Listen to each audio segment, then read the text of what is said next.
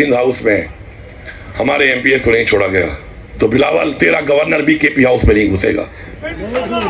तेरा गवर्नर जो है वो केपी हाउस में नहीं आएगा। मैं तुझे दिखाऊंगा यहाँ पर कि तेरा गवर्नर केपी हाउस में नहीं आएगा। उसके लिए गवर्नर हाउस बना ले या सिंध हाउस में जगह दे दे उसको। ये रवैया अगर तुम समझते हो तुम इख्तियार करोगे, पूरे पाकिस्तान तुम्हारी मलकियत है, ये तुम्हारी भूल है, ये तुम्हारी भूल है। और फिर अगर मैंने तुम्हें ये कह दिया कि तू फिर गवर्नर हाउस आके दिखा मुझे, तेरे अपने गवर्नर के होते हुए, तो फिर मैं तुझे चैलेंज करूंगा, तू फिर आके दिखा मुझे। ये कोई रवैया नहीं है, ये कोई तरीका नहीं है। अगर तुम ये समझते हो कि तुम मुझे उठा के कराची ले गए थे, मुझे मजबूर ना करो, तुम्हारे बदले उठा के मैं केपी ला सकता हूं। हम पाकिस्तान के आइन की पासदारी करते हैं, कानून का एहतराम करते हैं। हमें इस शख्स इमरान खान ने ये चीज सिखाई है। आज वो जेल में है, वो जिस दिन हुक्म देगा फिर तुम्हें हम बताएंगे कि उसके हुक्म के बाद अब होता क्या है।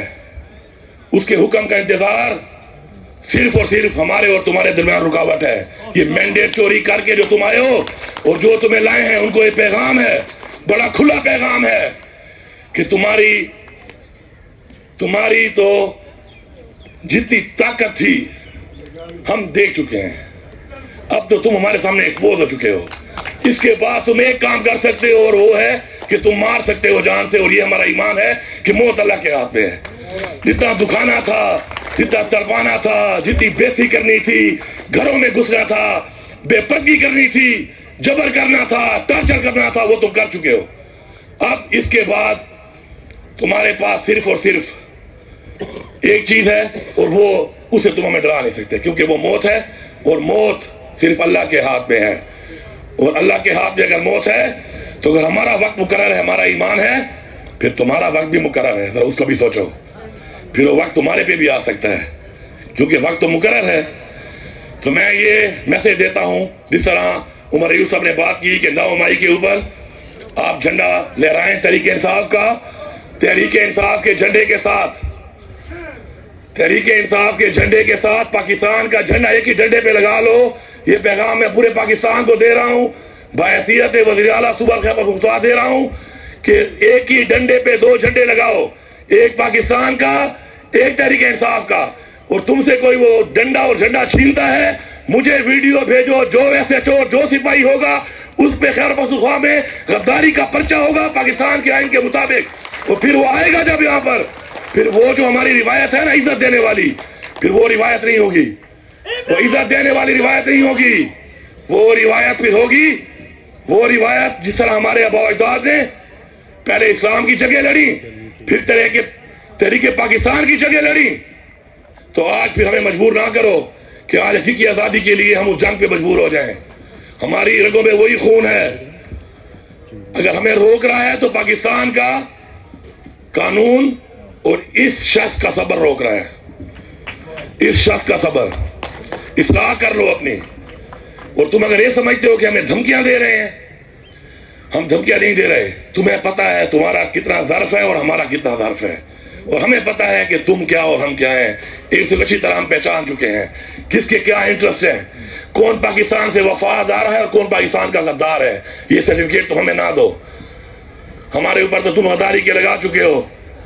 शर्म का मकाम है कि हमारे ऊपर गद्दारी के हमारे ऊपर सर्टिफिकेट देने वाले कौन थे? शायद जिनके बाप दादे ने कभी पाकिस्तान के लिए जंग ना लड़ी हो। मुझे बीच में इस जगह पर मौका मिला, मैंने बात की, मैंने कहा मेरे अबू अजदाद ने तहरीके पाकिस्तान की जंग लड़ी। पाकिस्तान की 2 जंगें हुई, दोनों मेरे बाप ने लड़ी। फिर कारगिल की जंग हुई, वो मेरे भाई ने लड़ी। आपने मेरा फोटो लगाया दीवार के ऊपर के गद्दार वतन। तुम मुझे बताओगे तुम्हारे बाप ने कौन सी जंग लड़ी है और तुमने कौन सी जंग लड़ी है? तुम कौन सी जंग लड़े हो? ज्यादातर तो वो लोग बैठे हो कि जंग लड़ी ही नहीं है। लड़ी है तो हमारे साथ लड़ी है, मजलूमों के साथ लड़ी है, निहत्तों के साथ लड़ी है। तो ये गद्दारी के सर्टिफिकेट, इस तरह के हरकत जो मुसल्लत किया है, जिन लोगों को मुसल्लत किया गया है, वो कौन है? वो थारोब्रेड घोड़े नहीं है, न थारोब्रेड घोड़ी है, वो लूले लंगड़े हैं। ये थारोब्रेड बैठे हैं इधर। थारोब्रेड घोड़ों की हिस्ट्री पढ़ो, थारोब्रेड है ये थारोब्रेड घोड़ियां हैं, ये थारोब्रेड घोड़े हैं। जब ये दौड़ते हैं गैलप पे, तो फिर अगर सवार अपने हाथ यूं खोल भी दे तो इनकी रफ्तार कम नहीं होती है। समझ जाते हैं कि सवार सुकून में है, अब दौड़ते जाओ, जो नीचे आता है उसको रगोड़ते जाओ। तो हमें मजबूर ना करो इस चीज पे। آخر میں آپ سے یہ کہوں گا کہ میرے میں کمی ہوگی آپ نے میرا بازو بننا ہے، آپ میں کمی ہوگی میں نے آپ کا بازو بننا ہے. خدا کے لیے اس کے بازو بنو. آج کا یہ ماحول یونٹی کے لیے ہے، اتفاق کے لیے ہے، اتحاد کے لیے ہے. میری میں کمزوری ہے تو میں ایکسپیکٹ کروں کہ میرے وہ بھائی کمی پوری کریں گے. ہمارے وہ علاقے جہاں پہ ہمارے دوست نہیں نکل پا رہے، ہمارا فرض بنتا ہے کہ ہم ان کے کندھے بنے اور جا کے ان کی مدد کریں، ان کو نکالیں وہاں پر، بجائے تنقید کرنے کے. اگر جس دن ہم نے یہ کر لیا، جس دن ہم نے اپنے آپ کو کندھا دینا شروع کر دیا، تو کوئی طاقت ہمیں نہیں روک سکتی. عمران خان کو رہا تو ان کا باپ بھی کرے گا. کب تک تم عمران خان کو اندر رکھو گے؟ رہا تو عمران خان نے ہونا ہی ہونا ہے.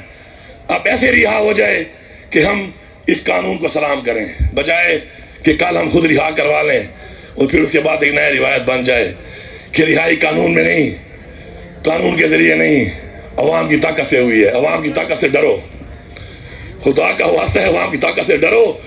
اس لیڈر جو کہ عالم اسلام کا لیڈر ہے، پورے پاکستان کا لیڈر ہے، آپ نے اس کا مینڈیٹ تو چھین لیا، ہمارے دلوں سے نہیں چھین سکتے. میں آپ سب کا شکریہ ادا کرتا ہوں اور یہ امید کرتا ہوں کہ انشاءاللہ ہم میں سے جو بھی خان کا وفادار نہیں ہے، اللہ اس کی نسلوں کو، اللہ اس کو، اس کے پورے خاندان کو غرق کرے. اور جو لوگ یہ جانتے ہیں اور سمجھتے ہیں کہ عمران خان سے زیادتی ہو رہی ہے اور پھر بھی کھڑے نہیں ہو رہے، اللہ ان کو بھی غرق کرے، ان کی نسلوں کو بھی غرق کرے. کیونکہ جو پاکستان کے ساتھ نہیں ہے آج، عمران خان کے ساتھ نہیں ہے، اس کا مطلب ہے وہ اصل غدار ہے اس قوم کا. اور غداروں کو اللہ غرق کرے گا تو یہ ملک ترقی کرے گا. بے شمار بے شمار زندہ باد. بسم اللہ الرحمن الرحیم. ایاک نعبد و ایاک نستعین. میرے تمام معزز پارلیمنٹیرینز پورے پاکستان کے، پاکستان تحریک انصاف کی لیڈرشپ، میرے معزز بھائی اور بہنیں، السلام علیکم. سب سے پہلے تو میں آپ سب لوگوں کو سلام پیش کرتا ہوں کہ جن مراحل سے گزر کے آپ لوگ فارم 45 کے تحت پہنچ گئے اور کچھ نہیں پہنچ سکے، انشاءاللہ آج جو ایک فیصلہ آیا ہے تو اس سے ثابت ہوتا ہے کہ اگر آپ ڈٹے رہیں نظریے کے اوپر تو کوئی طاقت آپ کو نہیں روک سکتی. اور انشاءاللہ جو باقی ہمارے بھائی ہیں، بہنیں ہیں، انشاءاللہ ہم ان کو یقین دلاتے ہیں کہ ہمارے مقصد میں جس طرح عمران خان کو ہم نے سب سے پہلے آزاد کرانا ہے، ساتھ ہی عمران خان نے کہا کہ مجھے پہلے اپنا مینڈیٹ ملے گا، مینڈیٹ میں لے کے رہوں گا. تو عمران خان کہہ رہا ہے کہ مینڈیٹ لے گا تو ہم مینڈیٹ لے کے رہیں گے. اور یہ مینڈیٹ ہم ابھی تو مانگ رہے ہیں، ہمیں امید ہے عدالتوں سے، نظام سے کہ اپنی اصلاح کرے گا اور دے دے گا، ورنہ پھر چھین کے لینا ہم جانتے ہیں. انشاءاللہ پھر ہم چھین کے بھی لے لیں گے.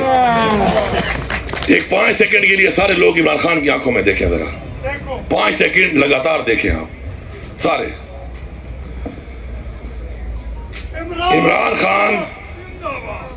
عمران خان کی آنکھوں میں آپ کو پہلی بات جو ملے گی وہ یہ ملے گی کہ ہارتا وہ ہے جو ہار مان لیتا ہے. یہ ساری عمر سکھایا ہے اس نے ہمیں. اور آج اس پوری ریاست سے لڑ کر اگر پھر بھی ہم یہاں پہنچے ہیں تو اس کی وجہ یہ ہے کہ ہم نے اس بات کے اوپر اپنا ایمان لایا تھا کہ ہارتا وہ ہے جو ہار مان لیتا ہے.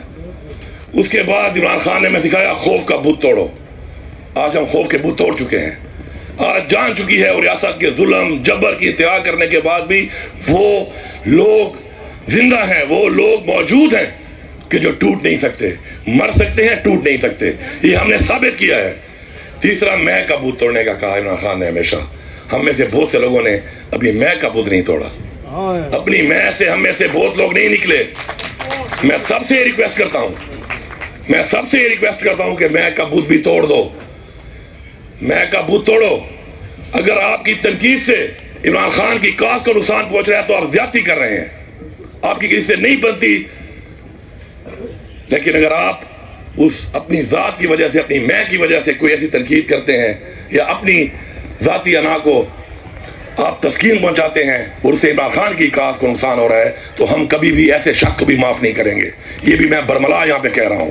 وہ ہمارا اتنا ہی بڑا مجرم ہے جتنے مجرم ہمارے یہ باقی لوگ ہیں.